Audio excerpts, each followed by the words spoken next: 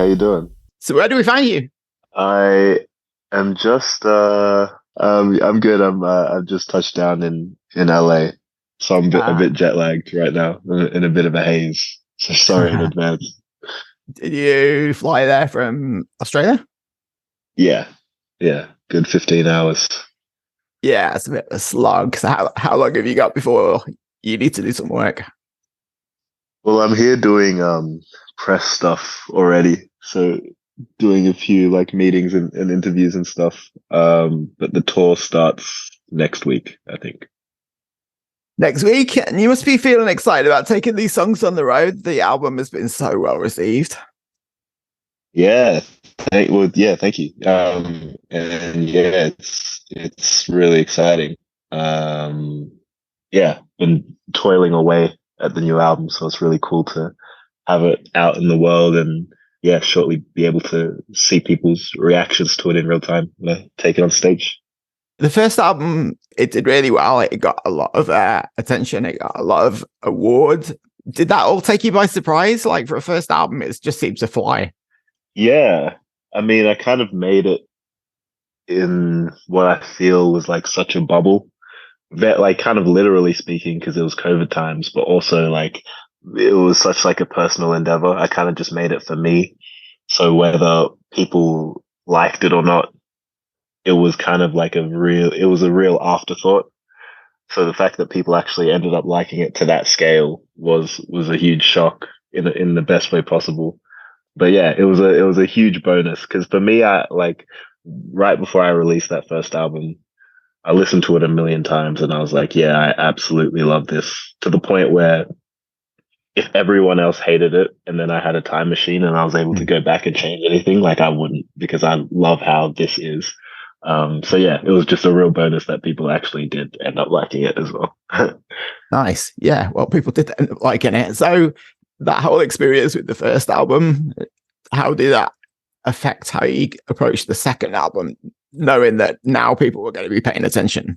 It definitely added a bit of extra pressure, but I think for the most part, the main source of pressure was internal in that it was kind of like I had poured my whole life into that first album and that had gone really well, luckily.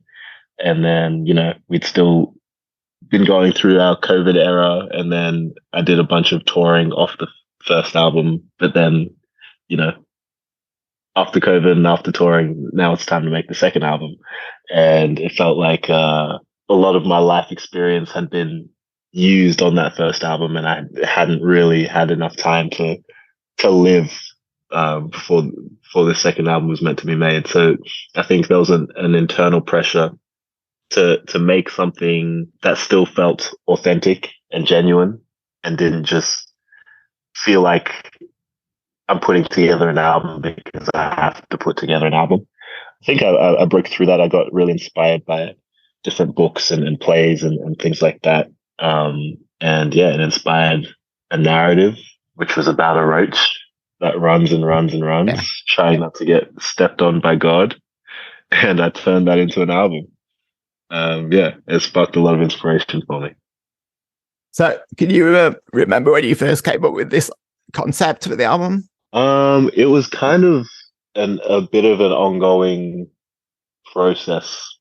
Like I thought of the story of this character trying to like fight against their own circumstances and just like the weight of the world around them. And I think just as I started writing music, it it formed more and more and it turned into this, yeah, into a roach, and the weight of the world turned into this character known as God. And it kind of built itself as I was writing. I think it really started to click maybe around like October of 2022, October last year. I think like I was in LA for a while because I was touring around America, and while I was there, I was doing a bunch of sessions with a bunch of different producers. And that would have been around like September or something like that. Yeah, but then it started to the music, I guess, started to take shape around that time, and the bulk of the album was made between or in October and then in January 2023, and that's when things started to really take a hefty kind of shape, I guess. So really, the album was made quite quickly, especially in comparison to the first album. If you had one word to use as a theme for the album, is there any word that springs to mind? I think struggler just is Okay. like just really succinctly puts the album into the perspective. It's like it's about this character that is the struggler, like just trying to get through circumstances that don't really um make sense or are necessarily fair, but they're never beaten by that. I guess resilience is another word that Yeah. would summarize the album a lot.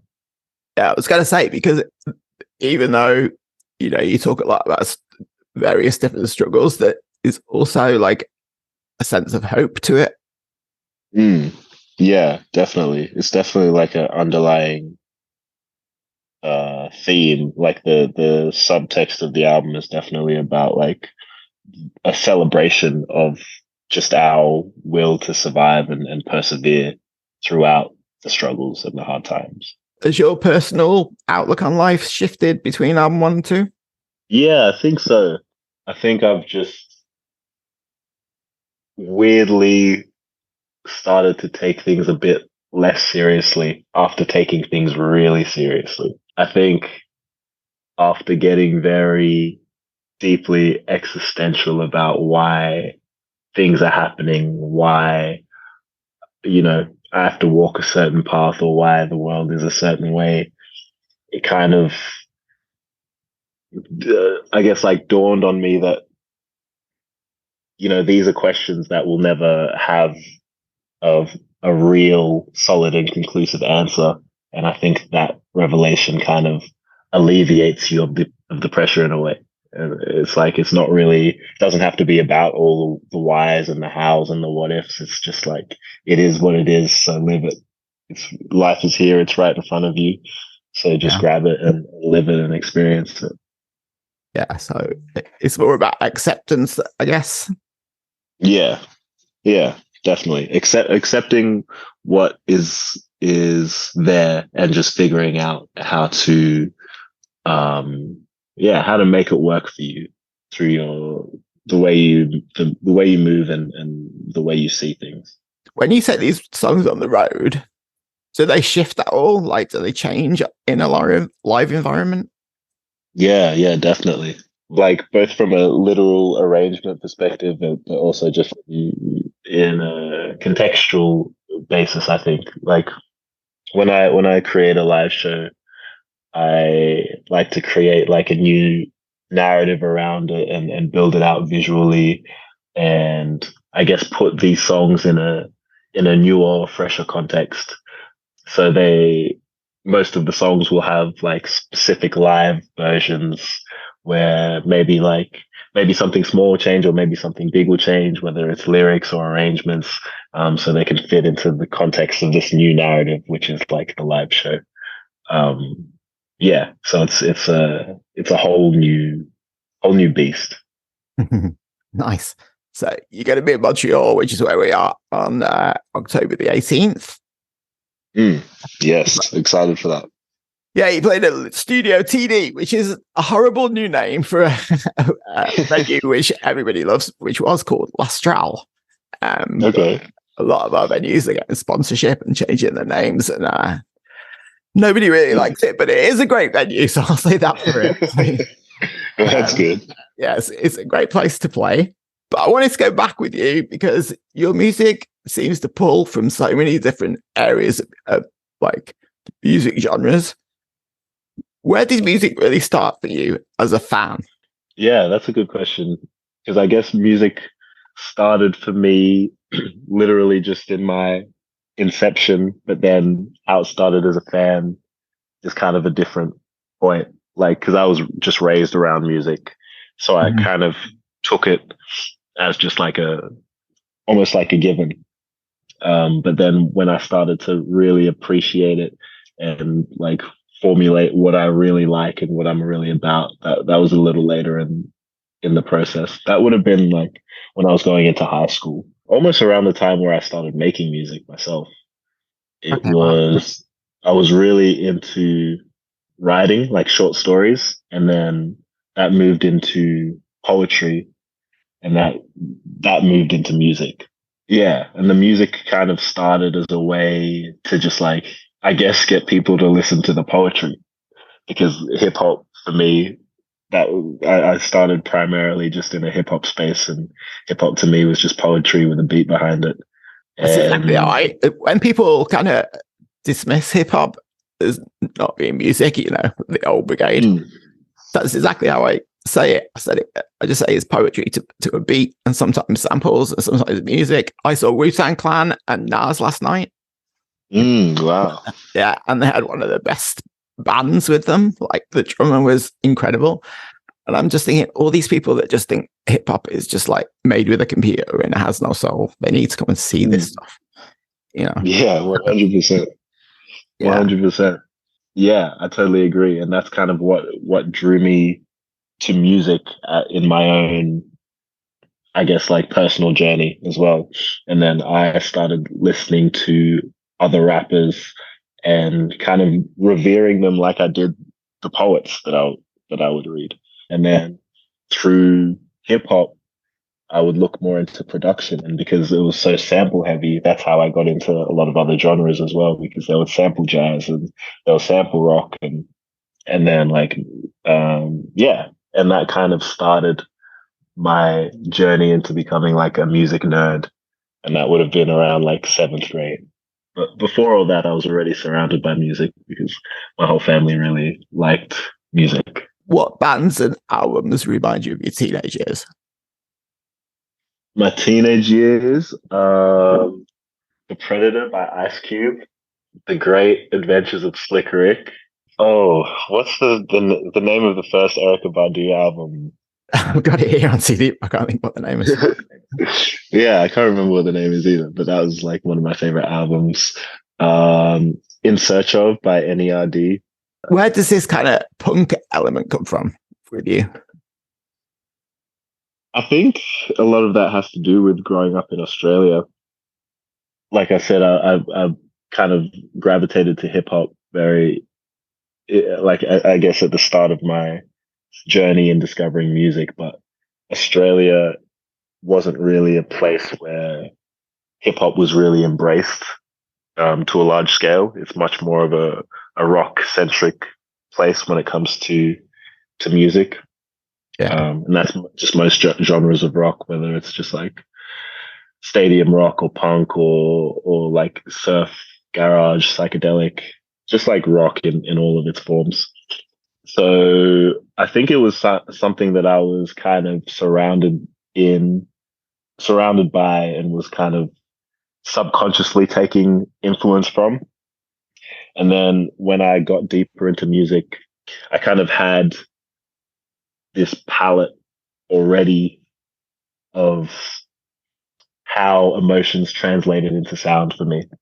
So, for example, on the first album and the second album, really, it explores a lot of different genres, but it's never really been a conscious thing of like, today I'm going to make a hip hop song, or today I'm going to make a punk song, or today I'm going to make a whatever.